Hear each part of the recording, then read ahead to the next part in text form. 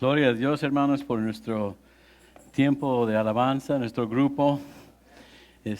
Yo no sé, pero mi corazón sí está preparada para recibir del Señor en su palabra. Estamos en Hebreos 8, pero primero quería leer unos pasajes, si me permiten, hermanos, que van de acuerdo con lo que vamos a ver. Todos conocemos bien primero de Juan, capítulo 2. Nada más voy a leer esto y después vamos a ver la lectura. Algunos versículos aquí. Dice, hijitos míos, y es la manera que escribía Juan, porque recuerdan que él se conoce como el apóstol que el Señor amaba. Él tenía mucho amor y era el más grande y el que últimamente es el último que murió. Tenía muchos años ya, Juan. Dice, hijitos míos, les escribo estas cosas para que no pequen. Si alguno ha pecado, tenemos un abogado ante el Padre, a Jesucristo el justo. Entonces tenemos abogado, hermanos, y es necesario porque cuando se trata con el Señor, se trata de un sistema de justicia. Amén.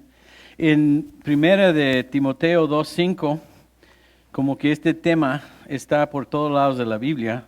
Entonces, si van a primera de Timoteo 2:5, fíjense que lo dice de otra manera Pablo. En primer lugar era Juan, hoy en ese momento dice Pablo en primero de Timoteo 2:5, porque hay un solo Dios y un solo mediador entre Dios y los hombres, que es Jesucristo hombre. Amén. Tenemos abogado, tenemos mediador.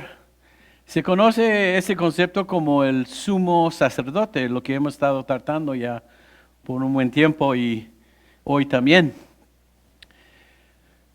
Para entender es importante que Jesús lo reconozcamos como la fuente entre los hombres pecaminosos y un Dios santo. El hombre no puede acercarse a Dios sin un mediador, sin un abogado.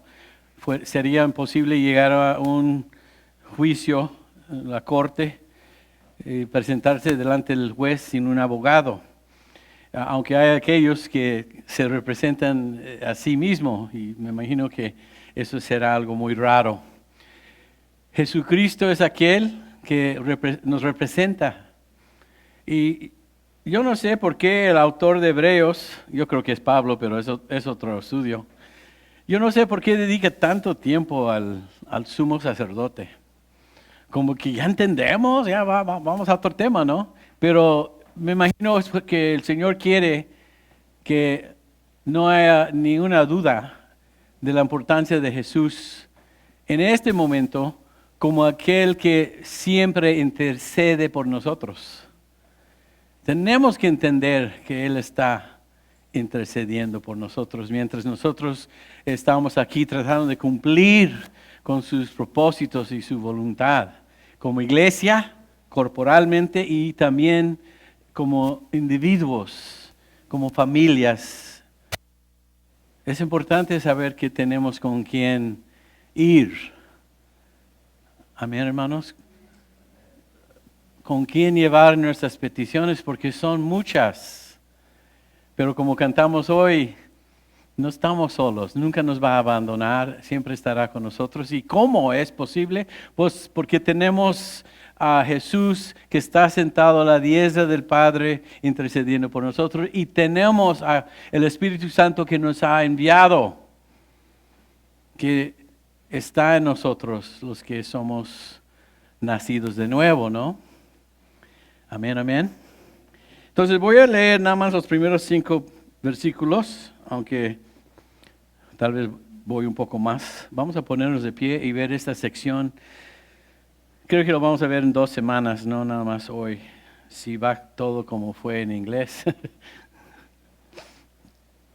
En mi Biblia, que estoy usando la Reina Valera contemporánea, es el título que está enfrente del versículo 1, dice, el mediador de un nuevo pacto. Dice, ahora bien, el punto principal de lo que venimos diciendo es que el sumo sacerdote que tenemos es tal que se sentó a la derecha del trono de la majestad en los cielos. Él es ministro del santuario, de ese tabernáculo verdadero levantado por el Señor y no por los hombres. Todo sumo sacerdote es designado para presentar ofrendas y sacrificios, y por eso es necesario que también tenga algo que ofrecer. Si estuviera sobre la tierra, ni siquiera sería sacerdote, porque aquí ya hay sacerdotes que presentan las ofrendas de acuerdo con la ley. Esos sacerdotes sirven a lo que no es más que un modelo y sombra de las cosas celestiales, tal y como se le advirtió a Moisés cuando iba a levantar el tabernáculo. Ten cuidado de hacer todas las cosas según el modelo que se te ha mostrado en el monte. Pero nuestro sumo sacerdote ha recibido un ministerio mucho mejor, pues es mediador de un pacto mejor, establecido sobre mejores promesas. Si el primer pacto hubiera sido perfecto, no habría sido necesario un segundo pacto. Vamos a orar. Padre Celestial, gracias. Gracias porque nos estás enseñando cosas que vienen del Antiguo Testamento y que son figuras y sombras y son modelos, como hemos leído, de las cosas que iba a representar a Jesús cuando llegara. Y cuando llegó, cumple todas estas cosas. Él mismo, en su ministerio y en su vida, Señor. Gracias, Señor, porque nos permiten entender y comprender y conocer bien quién eres y cuáles son nuestros derechos y privilegios y bendiciones en ti. Y esos derechos y bendiciones y privilegios nos ayudan aquí como tus hijos. Gracias, Señor, porque tenemos tu palabra. Gracias, Señor, porque estás con nosotros a través del Espíritu Santo y no estamos solos. Te necesitamos tanto, Señor. Bendiga nuestro tiempo en tu palabra, en la predicación en Cristo Jesús. Te lo pedimos. Amén y amén. Pueden sentarse, hermanos. Hay un espíritu muy dulce aquí hoy. La verdad, los cantos, por lo menos sentí que el Espíritu estaba preparándonos para escuchar lo que el Señor nos tiene que decir. El capítulo 8 de Hebreos, fíjense cómo comienza. Dice, ahora bien, y siempre cuando empieza así, quiere el autor, el que está escribiendo, que reflejemos en lo que ya se ha dicho por 7 capítulos.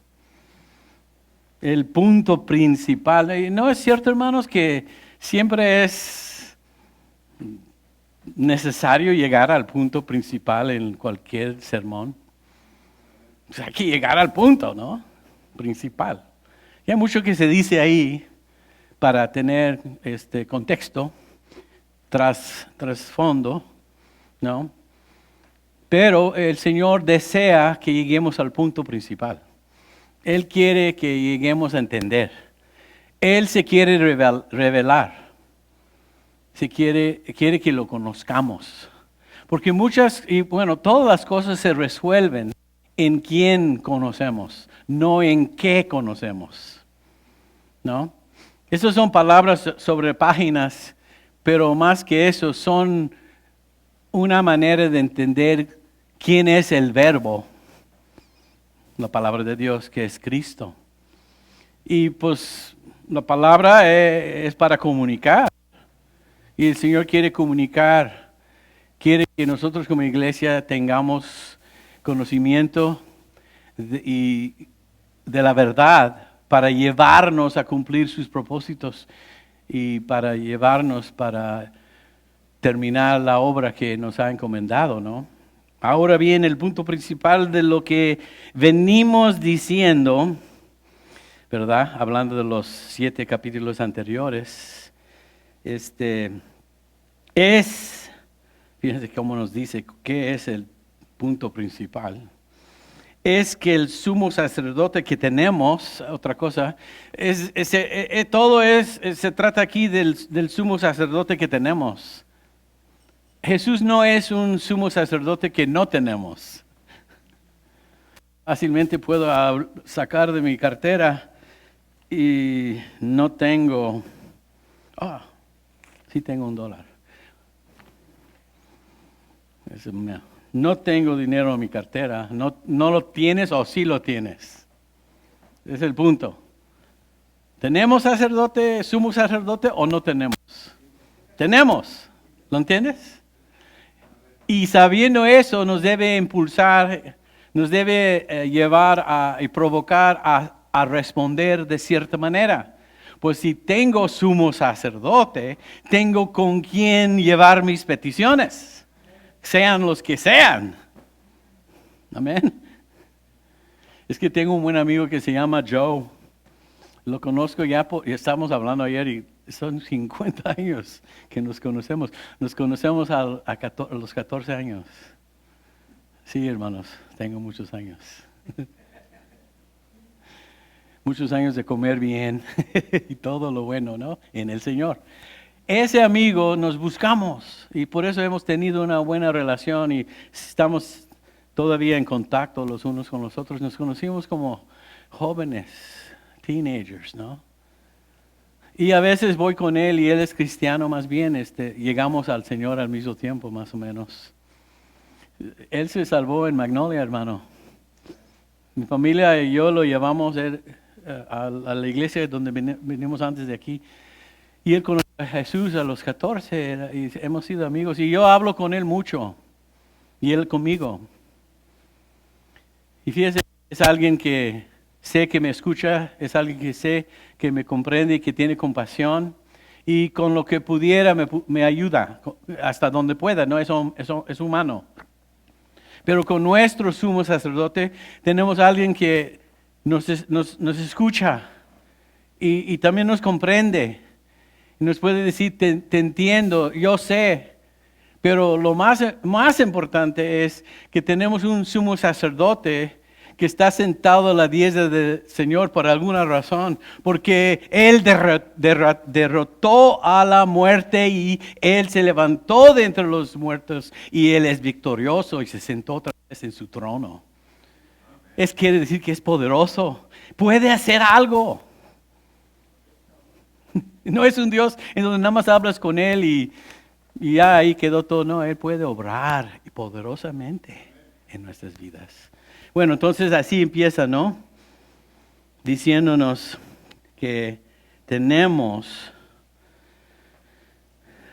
un sumo sacerdote que es tal que se sentó a la derecha del trono de la majestad en los cielos. Fíjense, hermanos, que ningún sacerdote del Antiguo Testamento hizo esto jamás. ¿Qué no hizo? Ningún sacerdote del Antiguo Testamento se sentó a la derecha del trono de la majestad de Dios. Todos se murieron. Desde Aarón y desde los miles de años que existía el servicio en el templo, bueno, empezando en el tabernáculo, después en el templo, ninguno se sentó a la derecha del trono de la majestad en los cielos. Este versículo entonces nos muestra un contraste de que el servicio que ellos hacían continuó bajo la ley de Moisés. Ellos nunca se sentaban. Había un montón de muebles hechos por un artesano que hizo el pacto el arca del pacto, el candelero, de oro, tenían capacidades y habilidades que el Espíritu Santo les dio, pero no había, eran muebles hermosos ahí, pero no había ni un lugar para que esos sacerdotes se sentaran. ¿Saben por qué? Su trabajo nunca terminaba. Las necesidades del pueblo eran muchos. Y entonces aquí tenemos a Jesús sentado. ¿Dónde? En la gloria, en su trono. ¿Por qué? ¿Qué significa eso, que Jesús está sentado? Bueno, cuando termino el sermón, en un ratito, ¿sabes lo que voy a hacer?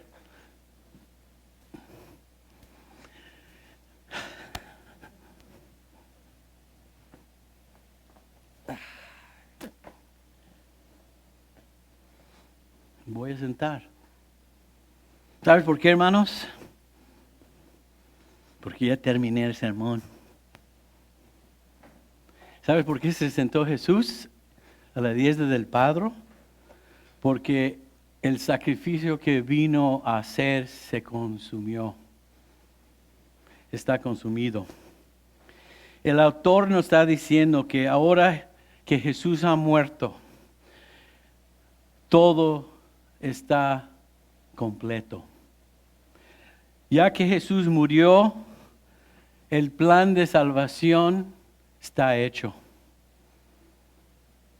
Ya que se sentó a la diestra del Padre, no solamente murió, resucitó. No solamente resucitó, ascendió.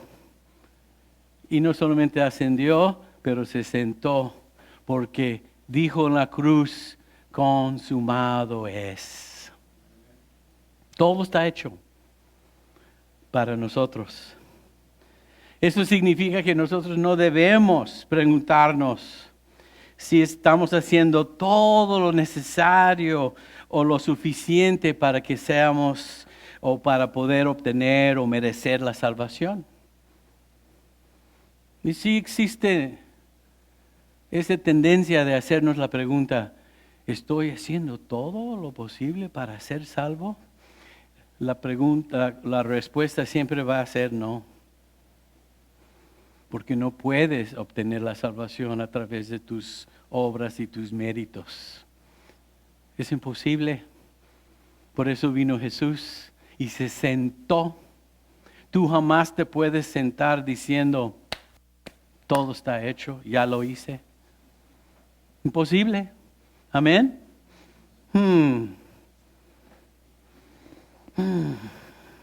He ganado suficientes puntos para agradar a Dios. Híjole, ¿he hecho lo suficiente para ser salvo? No, no puedes. Ese es el problema del antiguo pacto. No podían cumplir y por eso era necesario el nuevo pacto. Porque el nuevo pacto se basa en Cristo, que todo lo cumplió Él. No hay nada más con la ley. La ley representa la justicia de Dios. El problema es que no lo podemos cumplir. ¿Y cuál es el penal del pecado? A ver. La muerte. Lo único que te puede dar la ley y Moisés es muerte. No puede salvarte. Entonces se sentó Jesús a la derecha del trono de la majestad en los cielos. Se sentó porque había terminado nuestra redención en la cruz del Calvario. Entonces, consumado es decir, la deuda que debíamos por nuestros pecados, se borran en Cristo en la cruz, están eliminadas en Cristo en la cruz, están canceladas y es para siempre porque ¿dónde está sentado? En la eternidad, para siempre. Y lo único que pide de nosotros es seguirle y creer en Él, es decir, en lo que hizo. Y Él promete, y yo creo que va a ser para la siguiente semana, porque si sigues leyendo, Él habla de un nuevo pacto en Jeremías y en Ezequiel. en donde les iba, les iba a depositar en un corazón su espíritu. Ese es el nuevo pacto. Amén. Pero ahorita estamos tratando con que se sentó y solamente hay que aceptarlo por la fe. Amén. No puedes añadir más, no puedes quitar nada. Lo hizo bien. Todo lo hace bien. ¿Cómo fue la canción, hermanos? A ver, ayúdame. ¿Cómo fue? Pero le voy a decir que no solamente lo hace bien. Ahorita vamos a leer, está perfectamente alineado, hermano Jesús, con este sermón, las canciones. Yo estaba hasta casi bailando porque me di cuenta que estamos conectados con Él. No solamente todo lo hace bien, lo hace excelente. Ahorita lo vamos a ver. Eso es maravilloso. Dice aquí el 2. Sí, hermano, sí llegué al 2. Él es ministro del santuario. Hablando de Jesús. Él aquí en el versículo 2 es Jesús. De ese tabernáculo verdadero, levantado por el Señor y no por los hombres. Otra vez, hermanos, el tabernáculo, y si quieren leer más sobre este tema, en Éxodo 31 del 1 al 5, otra vez, Éxodo 31 del 1 al 5, había un artesano que Dios le había dado la capacidad a través del Espíritu Santo para diseñar esas obras. Y él fue responsable por construir el arca del pacto, el candelero y todo. Está en Éxodo 31, 1 al 5. Se llama Bezalel, artesano. Es un hombre. Sí, capacitado por Dios y dirigido por el Espíritu Santo. Y otra vez hizo estos muebles hermosos, pero fíjense, fue hecho por el hombre. Hay un tabernáculo, hay un templo que fue hecho por Jesús en los cielos. Amén. Jesús es ministro del santuario, de ese tabernáculo verdadero levantado por el Señor. Jesús construye y ha construido, es arquitecto de ese templo eterno. ¿Cómo se puede comparar con el templo de Herodes? Y fíjense que todavía existía el templo en el momento de esta carta.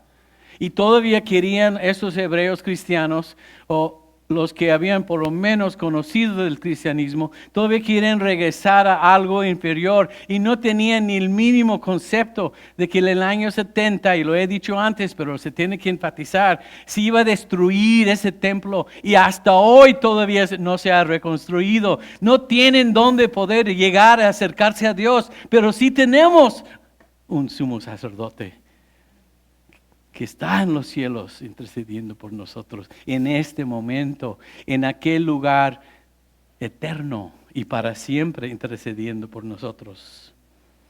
Dice el 3 y el 4, todo sumo sacerdote es designado para presentar ofrendas y sacrificios.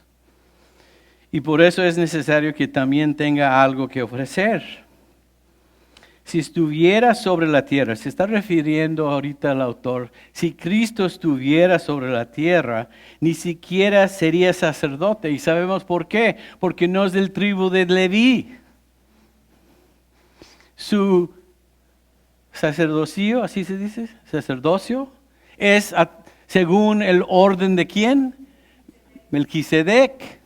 Entonces, si él estuviera en ese momento que están escribiendo aquí, él no podía servir ahí. Y no nada más eso, ya hay sacerdotes ahí. Y por eso digo que cuando se escribió esto, todavía existía el templo. Y dice, si estuviera sobre la tierra Jesús, se menciona, se refiere, ni siquiera sería sacerdote porque aquí ya hay sacerdotes que presentan las ofrendas de acuerdo con la ley. ¿No? Estos, versículo 5, sacerdotes sirven a lo que no es más que modelo y sombra de las cosas celestiales. ¿Recuerdan que vimos una vez en Colosenses? Y que nos dice que todas las cosas como las fiestas, el sábado o el día de reposo, todas las figuras del Antiguo Testamento servían como sombra de Cristo, que Él es verdaderamente el cuerpo de esas sombras, esas figuras. Ya los mencionamos, ¿no? ¿Cuántos corderos mataron a través de miles de años los sacerdotes de aquel entonces? Cada año. ¿Cuántas veces? ¿Para qué? ¿Y por qué? Porque no eran suficientes para perdonar más que un año. Tenían que repetir. Y cuando Juan el Bautista mira a Jesús caminando al lado del río Jordán, ¿qué dice? He aquí el ¿qué? El Cordero de Dios que quita los pecados del mundo, ¿verdad? Y una vez por todos, ahí es cuando Juan, inspirado por el Espíritu Santo, conecta que todas esas cosas solamente son un modelo. Es cuando vas a ir a comprar una casa, ¿no? Y de repente dicen, aquí hay una nueva construcción y ponen como 3 casas, los 3 diferentes que van a vender. Y tú entras y los ves y dices y te imaginas y de repente quieres sacar la chequera y firmar por el famoso enganche, ¿no? Porque viste el modelo. No, pero esta casa no es tuya, nada más es el modelo. Pero es un ejemplo. Entonces todas esas cosas servían. Jesús es el verdadero tabernáculo, hermanos, porque dice Juan que el verbo moró entre nosotros. ¿Se hizo qué? Carne y moró entre nosotros. ¿Sabes cuál es la palabra moró? Tabernaculó, es la palabra del original en griego. Se hizo tabernáculo en un cuerpo humano. Él es el tabernáculo y ya está resucitado para siempre en el cielo. Le dijo a Moisés, ten cuidado de hacer todas las cosas según el modelo que se te ha mostrado en el monte. Entonces hay un tabernáculo terrenal, hay un tabernáculo que está en el cielo. ¿Cuál es el mejor? Pues el del cielo. Y hay sacerdotes en el templo terrenal y hay un sacerdote en el templo eterno. ¿Cuál es mejor? Jesús. Entonces, esos solamente son una copia del servicio superior de Jesús en el cielo. Versículo 6 dice, pero nuestro sumo sacerdote ha recibido un ministerio mucho mejor. Ahí se puede concluir todo. ¿Cómo es su ministerio? Mucho mejor. ¿Okay? Otra vez la canción. Porque Él todo lo ha hecho bien. Amén. Lo hace bien. ¿Sabe lo que está haciendo el Señor ahorita? Está sirviendo, está haciendo el ministerio de interceder por nosotros. Y es mucho mejor, ¿no? Dice eso, hermanos. Pues es mediador de un pacto mejor. Es un sacerdote mejor y es un pacto mejor. El Nuevo Testamento es mejor que el Antiguo Testamento. El versículo 6 dice, si el primer pacto hubiera sido perfecto, no habría sido necesario un segundo pacto. Ok, vamos a ver si explicamos. Si se podía perfeccionar la salvación con el primer pacto, ¿por qué vino a morir Jesús? ¿Por qué vino un segundo pacto, el nuevo pacto? La cual cada vez que tomamos la Santa Cena decimos, este es el nuevo pacto en mi sangre. ¿Qué es un pacto? Es un acuerdo, es un contrato. Dios ha hecho un contrato con la humanidad a través de su Hijo Jesucristo y su sacrificio en la cruz. Dios acepta a ti a través de su Hijo Jesucristo. Tú vienes a través de ese mediador, a través de ese abogado, ese fuente, el cual permites cruzar del lado de muerte, del lado de las tinieblas, a la vida y a la luz. Solamente ese fuente es Jesús. Después de, no sé, ¿algunos vieron el Supertazón la semana pasada?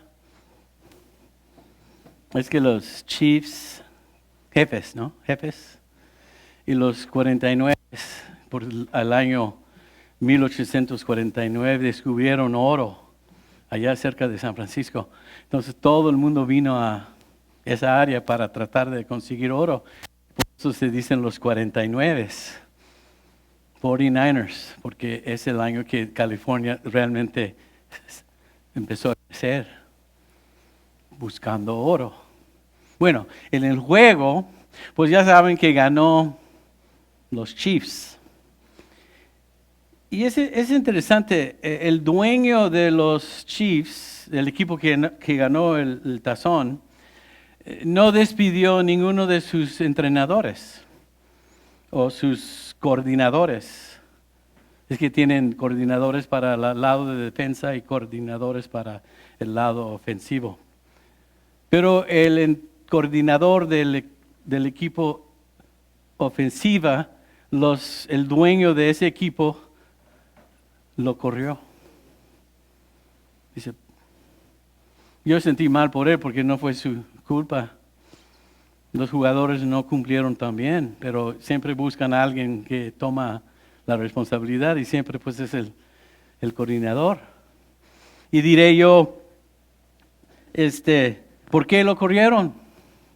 Porque no hizo lo suficiente, porque no ganó, porque no pusieron los puntos necesarios para ganar. Entonces su trabajo no fue satisfactorio y lo dejaron ir y ya tienen uno nuevo. ¿Y por qué Hebreos dice que el primer pacto se ha cancelado? Porque dice que si hubiera sido perfecto, pues no hubiera necesario un segundo. No hubiera ocasión de buscar a otro o instalar a otro. Es que la ley no falló. Los hombres fallaron. No puede salvar. Lo único que puede hacer la ley es condenarte. Lo único que puede hacer la ley es que caiga sobre ti la ira de Dios para castigarte porque no cumpliste. Pero lo que hizo Jesús cuando Él vino a morir por nosotros, Isaías 53 dice que cayó sobre Él todas nuestras iniquidades. Él los absorbó en su cuerpo. Entonces el justo murió por los culpables y los culpables que ponen su fe en Cristo son libres del pecado y la condena. No hay jamás el dedazo que eres culpable. Ya no hay pena. Todo lo quitó. Somos libres en Cristo. Porque el ministerio de Jesús es superior. El ministerio de Jesús fue excelente. Es mejor. No regreses a la vida vieja. Hay toda una nueva vida. Y lo demás de este sermón lo van a ver cuando nos habla de que Dios había también prometido un nuevo corazón para Israel, porque sus corazones eran como piedra, y les iba a dar un corazón hecho de carne para poder responder a la llegada del Espíritu Santo. Eso lo vamos a ver la semana que viene. Entonces aquí está el sermón, hermanos. No sé cuál sea tu necesidad hoy en lo personal. Todos los tenemos.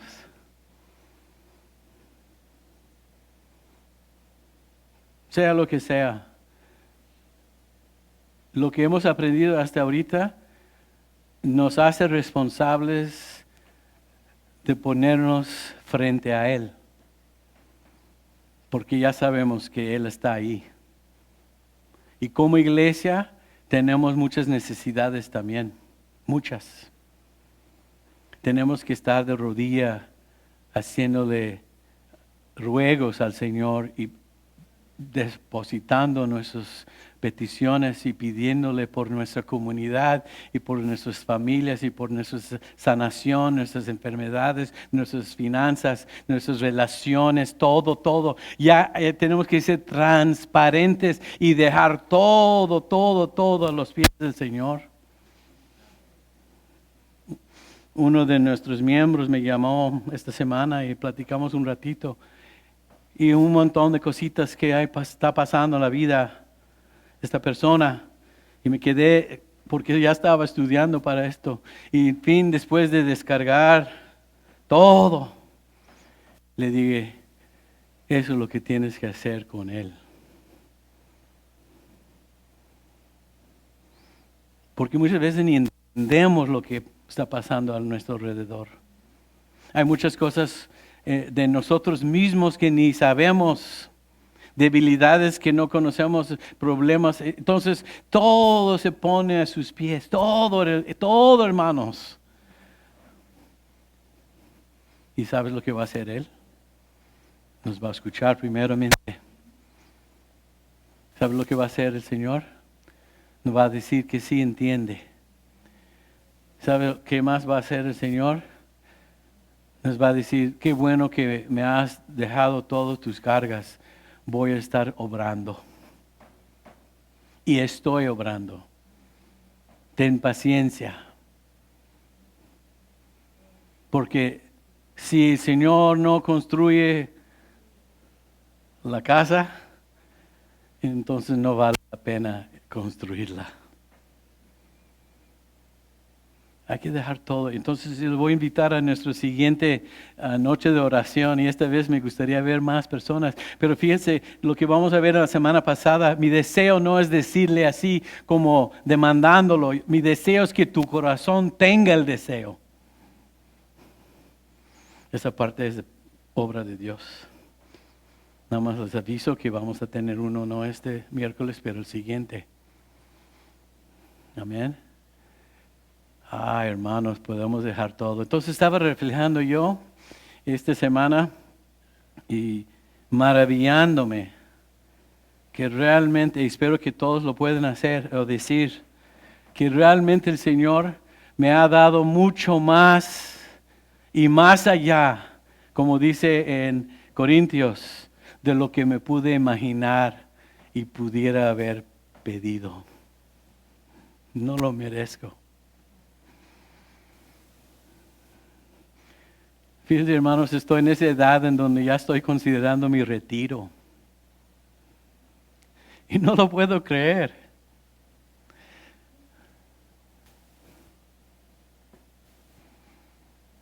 Esta semana nos dieron un nuevo salón. He estado yo en los salones viejos de esos portables por 24 años. Bien feas. Pero ahí haciendo mi trabajo. Y había solamente ciertas cantidades. Y de todas las personas en mi departamento, me lo dieron a mí una de esos nuevos salones. Completamente moderna y todo limpio. Y huele a nuevo. Y estaba caminando y pensando, híjole, ¿por qué me lo dieron a mí? Y de repente yo supe por qué. No lo pedí. Y tal vez alguien diga, pero esta es la parte que quiero que sepan. Tuve que empacar todo lo que estaba en mi otro salón y pude ver 24 años de trabajo y muchas cosas tuve que tirar. Pero todo el tiempo le estaba diciendo gracias a Dios. Porque todo me lo ha dado a nosotros. De vez en cuando es necesario poner un alto y mirar hacia atrás y hacerte la pregunta y mirar cómo te ha escuchado, cómo ha respondido, cómo ha contestado tus oraciones. Y tienes mucho más de lo que te pudieras haber imaginado. Y muchas veces no es tanto qué tengo, pero qué ha sucedido, pero también es importante reconocer lo que no ha sucedido. lo que el Señor en qué manera nos ha protegido, lo que no ha permitido. Cuando el Señor nos ha puesto un alto y un no, y tuviéramos que esperar para que abriera otra puerta. Todo esto sucede en nuestras rodillas, hermanos. La obra es sobre rodillas. No hay ninguna victoria sin clamarle a Él primero. Ninguna. Y si tienes algo que no fue y no lo conseguiste a través de la oración, realmente cuestiono si fue de Dios. Muchos estamos luchando, pero para tener y obtener. Y no tienes que obrar nada. Tienes que ser fiel. Tienes que estar donde te puso. Y si no lo sabes, hoy es el día que le debes preguntar, ¿dónde quieres que yo sirva? ¿Qué debo estar haciendo? No por mí, no por la iglesia, por ti primeramente. Pero no estamos llegando al trono de la gracia. Nos creemos independientes cuando todo lo que es el cristianismo es dependencia de una cruz y lo que Él hizo ahí ese día. No podemos, sin el Señor no podemos hacer nada. Nada. Yo quiero hacer algo, sea chiquito, sea lo que sea, pero que sea sano, que sea verdadero, que sea del Señor. Eso es lo más importante. Y como David podemos decir que el Señor nunca nos ha defraudado.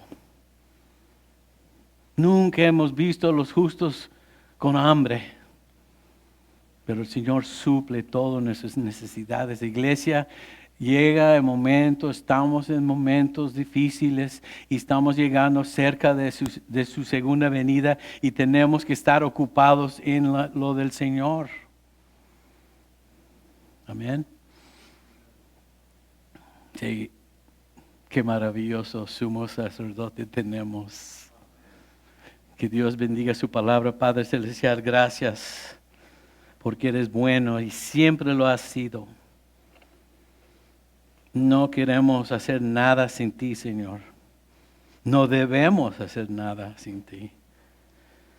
Pero gracias, Señor, por todas tus promesas que son mejores.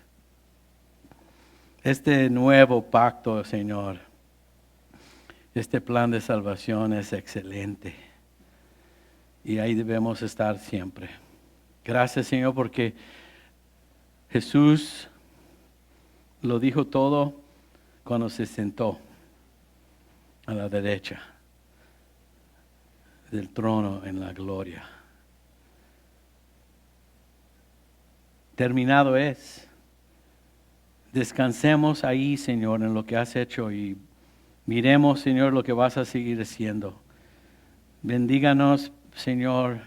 Úsanos, Señor. Mándanos, envíanos, Señor. Te pedimos. Porque es un privilegio servirte, es un privilegio caminar contigo. Es un privilegio descansar en ti, gozar de tu paz y tu gozo. Y ahí es donde debemos estar, especialmente en estos días en los cuales estamos viviendo. Señor, bendíganos aquí, Cross Point, esta iglesia que pertenece a ti. Bendíganos y lo pedimos todo en el nombre de Cristo Jesús. Amén.